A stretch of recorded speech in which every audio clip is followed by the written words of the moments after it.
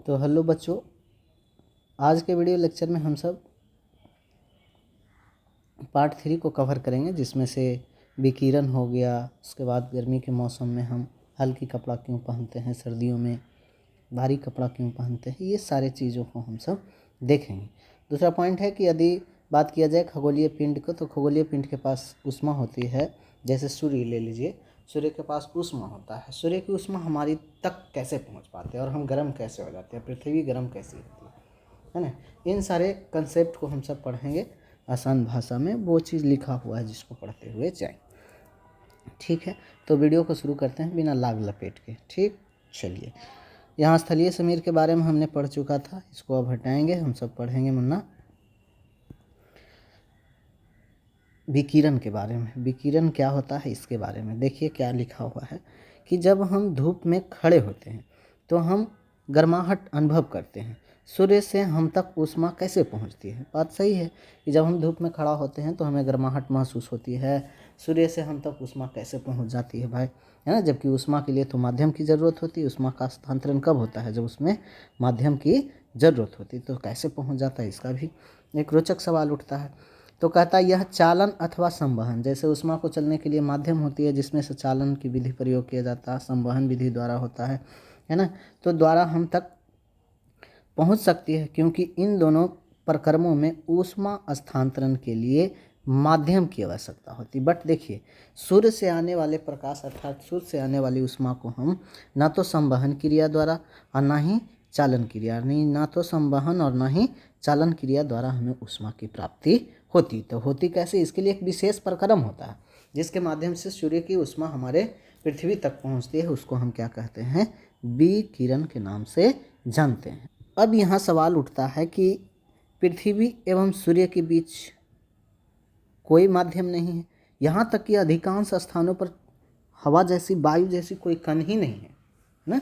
तो अतः सूर्य से हम तक ऊष्मा एक अन्य प्रक्रम द्वारा आती है। जब नहीं है तो इसके लिए एक विशेष प्रक्रम द्वारा हमारी जो पृथ्वी पर सूर्य की ऊष्मा आती है, उसी को हम क्या कहते हैं? विकिरण कहते हैं। विकिरण द्वारा ऊष्मा के स्थानांतरण में किसी माध्यम जैसे वायु अथवा जल की आवश्यकता नहीं होती है। विकिरण के लिए किसी माध्यम की आवश्यकता नहीं होती। बहुत इंपॉर्टेंट चीज़ है। माध्यम विद्यमान हो या ना हो, विकिरण द्वारा ऊष्मा का स्थानांतरण हो सकता है ना। जब हम किसी तापक हीटर के सामने बैठते हैं तो हमें किसी प्रक्रम द्वारा ऊष्मा का प्राप्त नहीं होता है, वो सीधा सीधी विकिरण द्वारा ही प्राप्त होता है। कहता है कि ज्वाला से हटाकर रखा कोई गर्म बर्तन ठंडा होते समय अपनी कुछ ऊष्मा विकिरण द्वारा परिवेश में स्थानांतरण कर देता है। ध्यान रखना है। देखिए, जब वस्तु को गर्म करते हैं तो ज्वाला के संपर्क में जैसे ही आता है तो चालन विधि द्वारा वह गर्म होता है। और इसके पानी किसके द्वारा गर्म होता है? तो बोलेंगे संवहन विधि द्वारा होता है। जैसे कांच हो गया, हवा हो गया, इन सभी में अगर हम जल को गर्म करते हैं तो किसके द्वारा? तो संवहन क्रिया द्वारा ही गर्म होता है। यहाँ पर भी बताया था।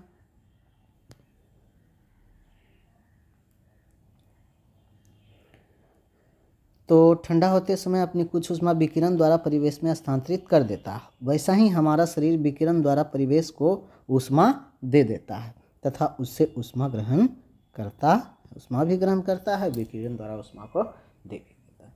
सभी गर्म पिंड विकिरण के रूप में ऊष्मा विकिरित करते हैं। सबसे इम्पोर्टेंट है, जैसे पिंड हो गया जिसमें ऊष्मा हो, वो विकिरण माध्यम से ही ऊष्मा को स्थानांतरित करता है।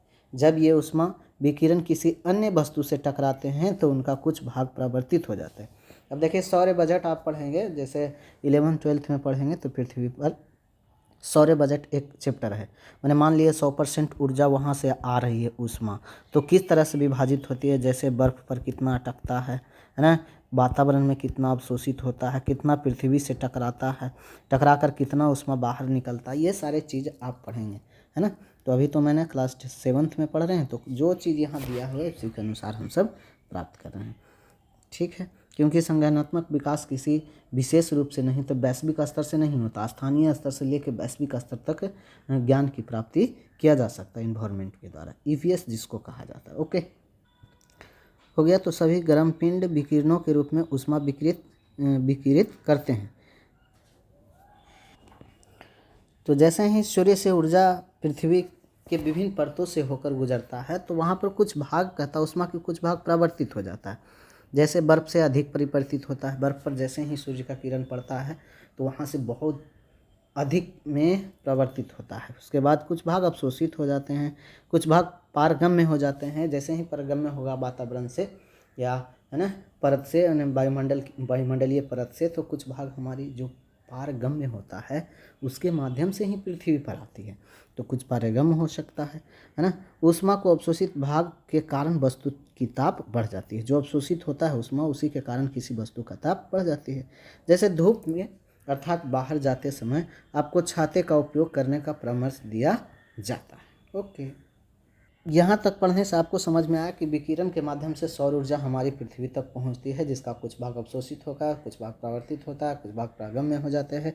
विकिरण द्वारा ऊष्मा का स्थानांतरण हो सकता है। जैसे हीटर को हम ठंडी समय में तापते हैं तो उसके लिए कोई माध्यम की ज़रूरत नहीं होती, उसकी गर्मी हमारी तक विकिरण के माध्यम से चला आता है। विकिरण के माध्यम से ऊष्मा स्थानांतरण के लिए किसी माध्यम की ज़रूरत नहीं होती। यह सब चीज़ इंपॉर्टेंट है, इसको याद रखिएगा। ओके, अब यहाँ पढ़ना है कि सर्दियों तथा गर्मियों में हमारे पहनने के वस्त्र के प्रकार, अर्थात सर्दी में हम अलग प्रकार की वस्त्र को पहनते हैं, गर्मी में हम अलग प्रकार की वस्तु पहनते हैं। किस प्रकार से वस्त्र का उपयोग करते हैं, कैसे, ऐसा क्यों संभव है और ऐसा क्यों करते हैं, है ना। तो आप इसकी जानकारी के लिए हम देखिए पढ़ते हैं। आप जानते हैं कि गर्मियों में हम हल्के रंग के वस्त्रों को वरीयता देते हैं, ऐसा क्यों होता है, एक एग्जाम्पल से समझेंगे। तथा सर्दियों में हम गहरे रंग का कपड़े का पहनना पसंद क्यों करते हैं, ऐसा क्यों, है ना। आइए इसका पता लगाइए। देखिए एक एग्जाम्पल, यहाँ हमने 2 बीकर लिया है, जैसे यहाँ पर मग लिया गया है, यहाँ पर भी है ना, एक बर्तन है और इसमें एक में काला पेंट लगाया हुआ, गहरा पेंट, जिसको चारों तरफ गहरा पेंट किया गया और समान द्रव्य लिया गया है। इसमें एक उजला पेंट किया हुआ है, उसमें भी सामान्य द्रव्य हुआ है। अब इसको क्या किए हैं कि हम सब दोपहर में अर्थात 12 से 2 बजे तक में इसको हम क्या करते हैं कि धूप में रखते हैं। जब धूप में रखा जाता है मुन्ना, तो देखा जाता है कि जब 2 घंटे के बाद देखते हैं इसको, तो देखा जाता है कि जो गहरे पेंट वाले बर्तन हैं उसमें पानी का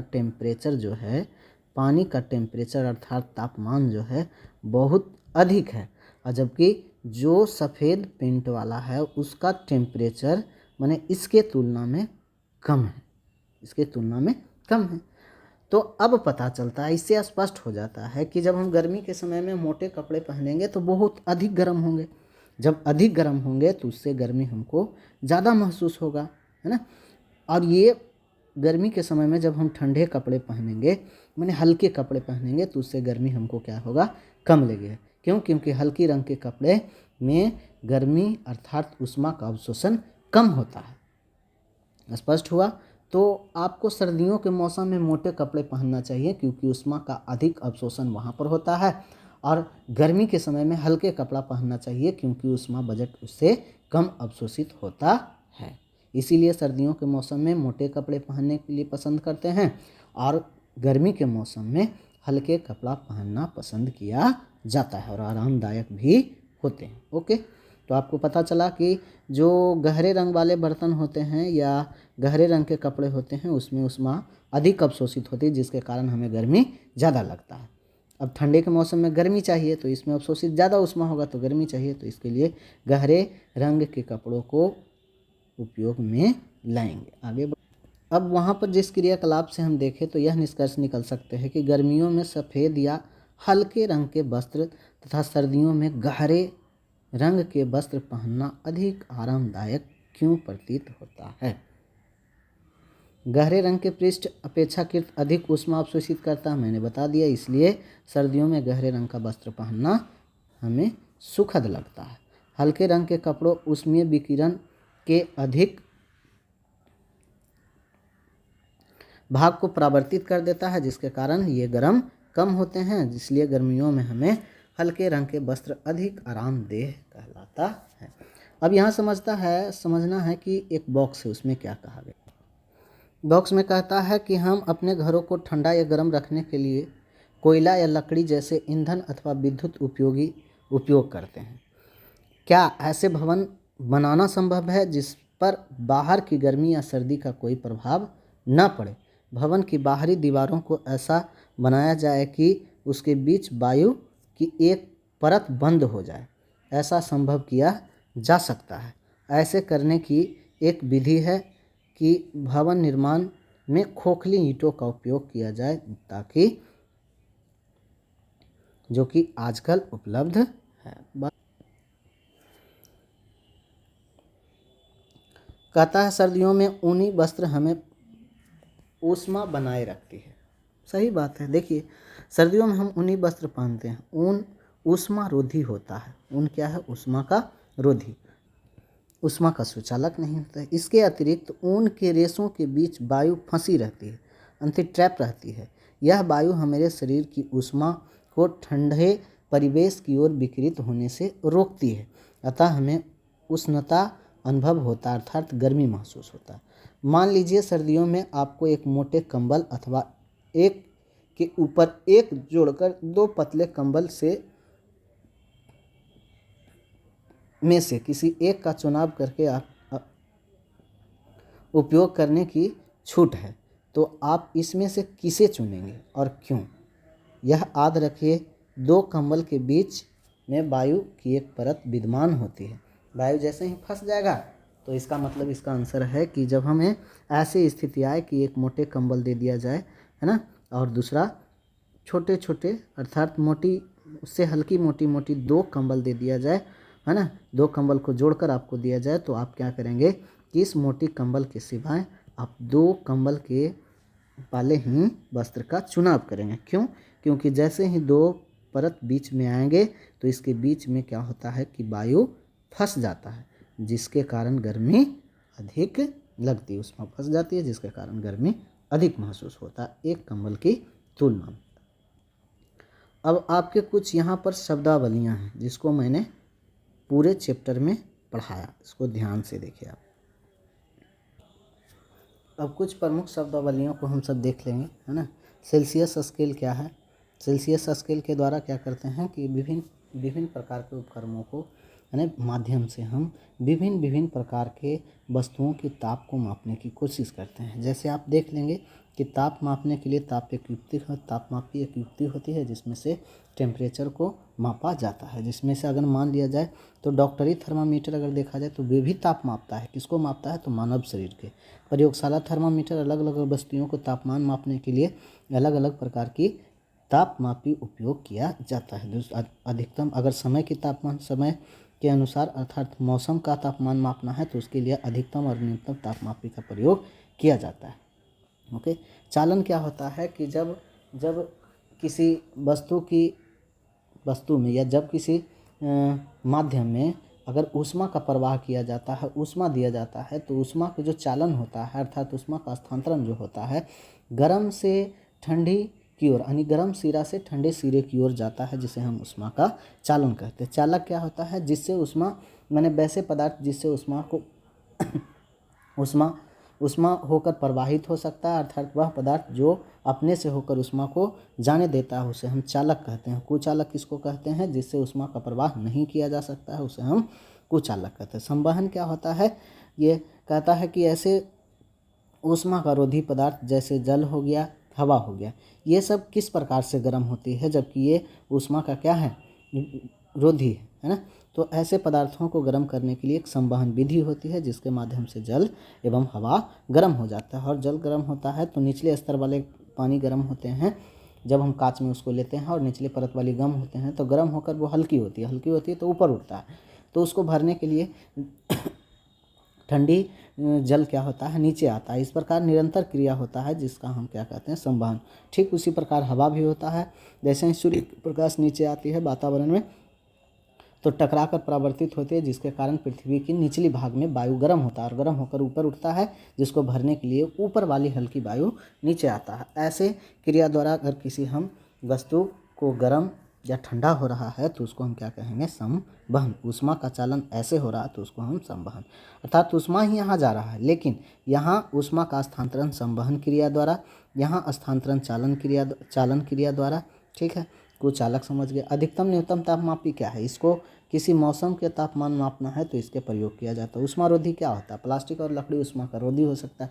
थल समीर क्या है? जब समीर का निर्माण कहाँ से हो? थल से हो। किसकी ओर? समुद्र की ओर जाता है तो उसे हम थल समीर कहते हैं। इसका निर्माण कैसे होता है?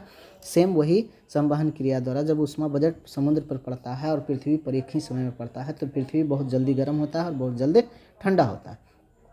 तो जो बहुत जल्दी गर्म होता है उससे को निचले स्तर पर वायु गर्म होगा, तो जब गर्म होगा तो वो ऊपर उठेगा तो यहाँ पर खाली स्थान होंगे वायु के, है ना, खाली स्थान होंगे वायु के। जब खाली स्थान होंगे तो यहाँ पर वायु, ठंडी वायु समुद्र की ओर से इसको भरने के लिए दौड़ता है, जिसके कारण एक पवन यानी विंड का निर्माण होता है, जिसको हम क्या कहते हैं? समुद्री समीर के नाम से जानते हैं। ठीक उसी प्रकार जब रात्रि के समय होता है तो क्या होता है कि पृथ्वी जल्द ही ठंडी हो जाती है। जब पृथ्वी जल्द ही ठंडी हो जाती है मुन्ना, और समुद्र धीरे धीरे गर्म होता है, धीरे धीरे ठंडा होगा, तो यहाँ जो समुद्र में है धीरे धीरे ठंड हो रही है, तो यहाँ पर वाष्प गर्म होगा, वायु गर्म होंगे, तो गर्म होंगे तो ये धीरे धीरे ऊपर उठेंगे, तो यहाँ क्या होगा? वायु की मात्रा कम जाएगा, जिसके कारण यहाँ रिक्त स्थान उत्पन्न होंगे। तो हम जानते हैं कि यहाँ से क्या होगा कि ठंडी वायु इसको भरने के लिए दौड़ेंगे, इसके खाली स्थान को भरने के लिए दौड़ेंगे। जब दौड़ेंगे तो यहाँ से एक विंड का निर्माण होगा, जिसको हम क्या कहते हैं? स्थलीय समीर के नाम से जानते हैं। विकिरण क्या है? एक विशेष प्रकार के प्रक्रम होता है जब कोई ऊष्मीय पिंड से ऊष्मा आता है तो इसके लिए कोई माध्यम की जरूरत नहीं होता है। यह भी ऊष्मा का स्थानांतरण, लेकिन इसके लिए किसी भी माध्यम की जरूरत नहीं होता है, जबकि ऊष्मा के लिए माध्यम की जरूरत होता है। ठीक है। ताप, जैसे सूर्य से प्रकाश प्राप्त करते हैं तो वहाँ किसी भी माध्यम की जरूरत नहीं होती, वहाँ माध्यम भी नहीं उपस्थित है, तो वो विकिरण के माध्यम से ही हमारे पास आ जाते हैं, जिसके कारण हमें गर्माहट महसूस होता है। ताप क्या है? ताप किसी वस्तु में ऊष्मा उपस्थित यानी ऊष्मा के मान को बताना ही क्या है? ताप है। तापमापी क्या है? तापमापी एक युक्ति है जो किसी वस्तु में उपस्थित ऊष्मीय मान को मापता है। थर्मामीटर क्या है? थर्मामीटर एक प्रकार के क्या है कि मानव शरीर के तापमान को मापने की एक युक्ति है, जिसके माध्यम से हम अपने शरीर के तापक्रम को माप सकते हैं और माप सकते हैं। इसमें क्या होता है? दो चीज़ ध्यान रखना। इसमें एक पारा की एक पतली सी नली होती है, जिसके माध्यम से पारा की ये नली को 37 डिग्री सेल्सियस तक जाता है, या किसी 35 डिग्री सेल्सियस से लेकर 37 डिग्री सेल्सियस तक इसमें स्केल को रखा गया है। अब अंकीय तापमापी क्या है? डिजिटल तापमापी हो गया, आधुनिक समय में इसी का प्रयोग किया जाता है। ये तापमापी बहुत खतरनाक होते थे थर्मामीटर, क्योंकि पारा को नष्ट करना बहुत एक विशेष प्रक्रिया है। तो इसको जिससे हमें विभिन्न प्रकार के प्रदूषण भी फैलते हैं ना, तो इसको हटाया जा रहा है समय के अनुसार, और उसके जगह अंकीय तापमापी का प्रयोग किया जाता है, जिसके कारण डिजिटली रूप से हमारे शरीर के तापमान को मापता है। प्रतिरोधी किसको कहते हैं? जिससे अपने से होकर ऊष्मा का प्रवाह नहीं किया जा सकता या विद्युत प्रवाह नहीं किया जा सकता, उसको हम प्रतिरोध के नाम से जानते हैं। आगे एक पॉइंट और समझ लेंगे मुन्ना, ये थोड़ा सा पॉइंट है। किसी वस्तु की उष्णीयता या कोटि ज्ञात करने के लिए हम सदैव अपनी स्पर्श इंद्रियों पर विश्वास नहीं किया जा सकता। बात सही है, किसी वस्तु की ऊष्मा को मापने के लिए हम अपनी स्पर्श इंद्रियों से ज्ञात नहीं किया जा सकता। ताप किसी वस्तु के ऊष्मा की कोटि को मापना है, कितना है। तापमापी एक युक्ति है जिससे ताप मापा जाता है। डॉक्टरी थर्मामीटर का उपयोग शरीर के ताप मापने के लिए किया जाता है। थर्मामीटर प्रेशर 35 डिग्री सेल्सियस से लेकर 42 डिग्री अर्थात 37 डिग्री 42 डिग्री सेल्सियस तक होता है। यहाँ पर थोड़ा सा मिस्टेक हो गया मुन्ना, उसको ध्यान रखना। मानव का अगर देखा जाए तो शरीर का परास्ताप क्या होता है? तो 37 डिग्री सेल्सियस होता है। प्रयोगशाला तापमापी का उपयोग करते हैं अन्य प्रयोजनों में। प्रयोगशाला तापमापी, इन तापमापों का परिसर -10 से लेके कहाँ तक? 110 डिग्री सेल्सियस तक हो। तो मानव शरीर का सामान्य ताप कितना होता है? 37 डिग्री सेल्सियस। इसी के साथ चैप्टर होता है समाप्त। धन्यवाद, नमस्कार। वीडियो को देखें और शेयर, लाइक, सब्सक्राइब जरूर करें। अगर किसी प्रकार की दिक्कत हो, हमको वीडियो में कुछ ऐड करना है या कुछ और सुधार करना है, तो उसके लिए आप क्या करेंगे? कमेंट में लिखेंगे, ताकि हम अपने वीडियो बनाने समय उसको सुधार लाएं और आपको अच्छे से अच्छे समझाने की कोशिश किया जाए। धन्यवाद, नमस्कार।